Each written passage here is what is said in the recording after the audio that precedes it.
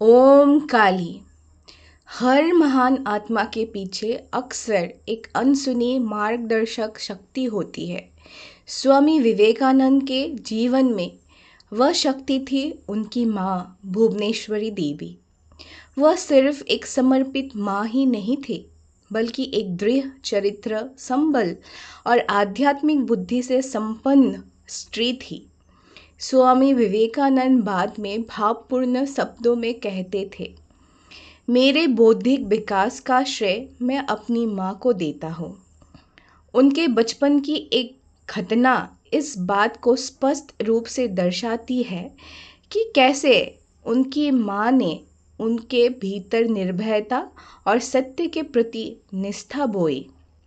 भुवनेश्वरी देवी नरेंद्रनाथ की माँ एक महान संस्कारों वाली महिला थी। अपने जीवन के उत्तरार्ध में स्वामी विवेकानंद बार बार कहा करते थे, मेरे बौद्धिक विकास का श्रेय मेरी माँ को जाता है। उन्होंने नरेंद्र को एक अलग ही ढंग से शिक्षित किया। नीचे दी गई घटना इसका प्रमाण है। एक बार स्कूल में नरेंद्र को बिना किसी गलती के दंडित किया गया। भूगोल के शिक्षक ने एक प्रश्न पूछा, जिसका उत्तर नरेंद्र ने सही सही दिया, लेकिन शिक्षक ने उसे गलत समझा और सज़ा दी। नरेंद्र ने डरने के बजाय साहसपूर्वक कहा, सर, मैंने कोई गलती नहीं की है। मुझे पूरा विश्वास है कि मेरा उत्तर सही है। यह सुनकर शिक्षक क्रोधित हो गया और नरेंद्र को निर्दयता से पीट दिया। नरेंद्र घर लौटे, आंखों में आंसू थे। उन्होंने माँ को सारी बात बताई। माँ भुवनेश्वरी ने उन्हें शांत किया और कहा, बेटा, अगर तुम सत्य पर हो तो डरने की क्या बात है। चाहे कुछ भी हो जाए, हमेशा सत्य के साथ रहो।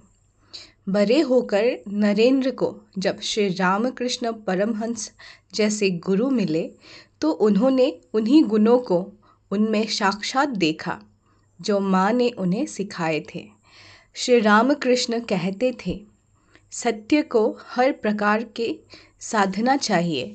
इस कलयुग में यदि कोई मनुष्य सत्य पर अडिग रहे तो वो निश्चित ही भगवान को पा सकता है। और वे स्वयं जो कहते थे वही जीते भी थे। सत्य के प्रति ये अटूट निष्ठा जो नरेंद्र ने अपनी माँ में देखी और फिर अपने गुरु में, उनके हर कार्य में प्रकट हुई। इसीलिए स्वाभाविक था कि बाद में पूरी दुनिया ने उन्हें ये कहते सुना, सत्य के लिए सब कुछ बलिदान किया जा सकता है, पर सत्य को किसी भी चीज़ के लिए बलिदान नहीं किया जा सकता। सत्य के लिए खड़े होने का साहस, दर्द में भी उसे थामे रहने का स्पष्टता और जीवन के हर श्वास में उसे जीने का संकल्प, ये सभी बीज माँ ने नरेंद्र के मन में बो दिए थे। जब उन्होंने श्री रामकृष्ण को पाया तो उन्होंने वही सत्य अपनी गुरु की आंखों में चमकता हुआ देखा। सत्य ही उनका धर्म बन गया, उनका पथ बन गया और उनकी पुकार बनकर विश्व तक पहुंचा।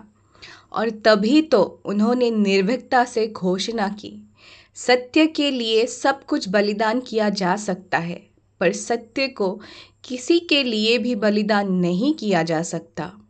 आइए इस जीवन शिक्षा को याद रखें कि चाहे कुछ भी हो जाए, सत्य ही सबसे उच्च आदर्श है।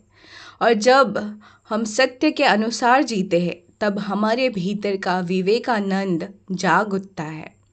ये केवल एक महान सन्यासी की कथा नहीं थी, बल्कि एक मौन माँ की शक्ति और सत्य की अमर गूंज की कहानी थी। यदि ये कहानी आपको प्रेरित करती है और यदि आप भी सत्य, साहस और विवेकानंद जैसे महापुरुषों की शिक्षाओं को फैलाना चाहते हैं तो कृपया हमारे चैनल को सब्सक्राइब ज़रूर करें।